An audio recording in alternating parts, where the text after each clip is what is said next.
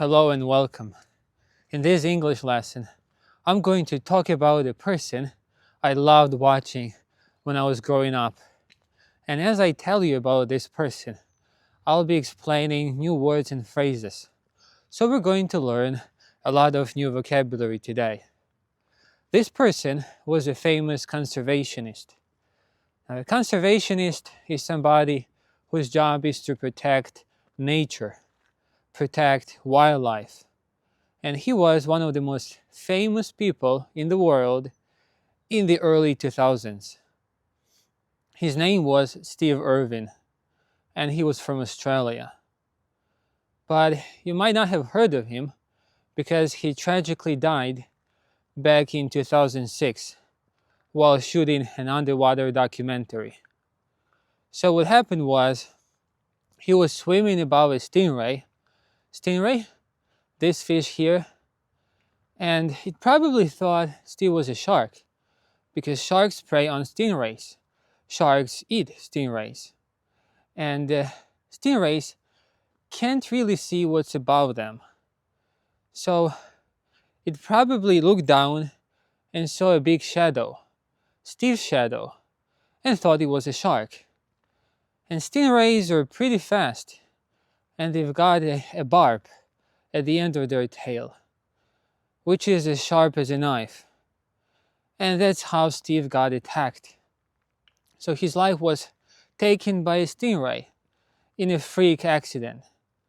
Now, a freak accident is an accident that's almost impossible to imagine. Something very, very unlikely. And as I said, everybody knew who he was in the early 2000s. He had an audience of 500 million people. Can you imagine? 500 million people. I can't think of anyone right now who's got 500 million subscribers on YouTube. So even by today's standards, it's something incredible. And remember, it was a time when there was no internet. People were still watching television. So where did it all begin for him? Well, his dad was a plumber and his mom was a maternity nurse. But they gave up their jobs to follow their passion, which was wildlife. And they opened a very small zoo in the late 70s, I think. They didn't have enough money, so they struggled financially for a long time. And as you can imagine, Steve grew up around all sorts of animals. As a teenager, he spent a couple of years catching crocodiles in the wilderness. So his job was to catch dangerous crocodiles and relocate them to remote places where people would be safe from them and they would be safe from people. And he had an interesting way of catching crocodiles. He would just jump on them, not very sophisticated. But he didn't want to sedate the crocs because sedation isn't good for them.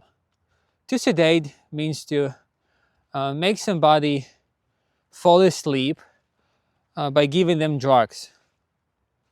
So as I said, sedation isn't good for crocs, and Steve really loved animals. So he didn't want to hurt the crocodiles he was catching. And I guess there's not much to do in the wilderness. So he started making amateur videos, and somehow he got discovered. He got picked up by a major channel in Australia. And later he went on to make documentaries for Animal Planet. And believe me, his documentaries are the best documentaries in history. One time he was on a boat and he saw a crocodile in the water. And what he did was, he jumped on the croc and he wrestled the croc onto the boat because he wanted to save the croc. It wasn't the biggest crocodile in the world, but a crocodile is a crocodile. Well, it might have been an alligator.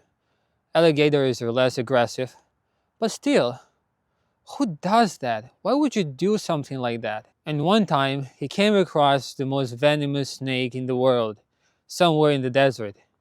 And what he did was, he lay down and let the snake slither up to him. Snakes slither. That's how they move. and the snake licked his nose. Why would you do something like that? What else can I tell you about Steve? One time, he came across a rattlesnake, and rattlesnakes are pretty aggressive. And he picked it up by its tail, and when the snake calmed down, he was holding it in his hands, and the snake was shaking. And guess what? It wasn't the snake that was shaking, it was Steve. He was scared, obviously, but he could tell from the snake's behavior that it was not going to bite him. And an interesting fact about Steve is that he had never been bitten by a venomous snake, even though he played with them every day. He handled venomous snakes every day.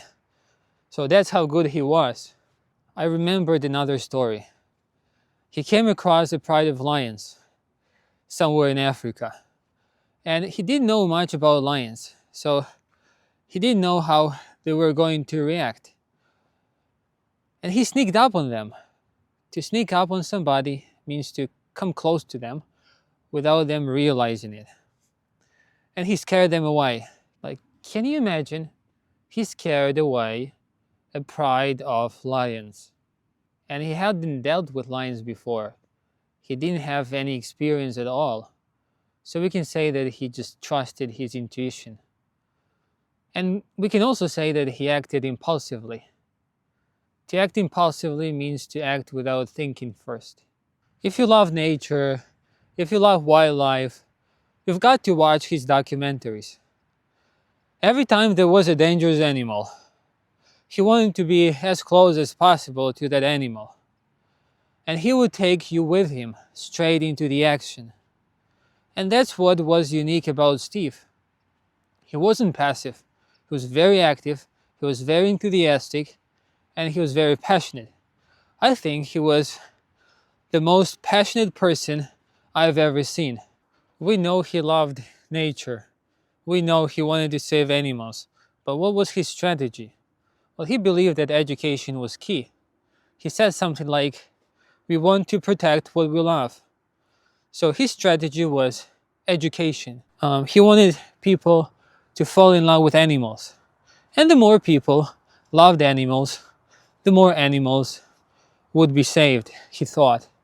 And when he got rich, he started buying huge chunks of land and transforming them into sanctuaries. A sanctuary is a place where animals are safe, far away from poachers. Poachers are criminals who kill animals for money. At some point, he took over his parents' zoo, and now it's one of the biggest zoos in the world, and it's run by his family. And they've got this great zoo, and they also have a vet clinic, a huge vet clinic that treats thousands of animals every year. So they treat injured animals and release them into the wild. And if I remember well, they keep only injured animals at their zoo. Animals that don't have a chance of surviving in the wild. I hope you were able to learn new words today. Thanks for watching, and see you next time.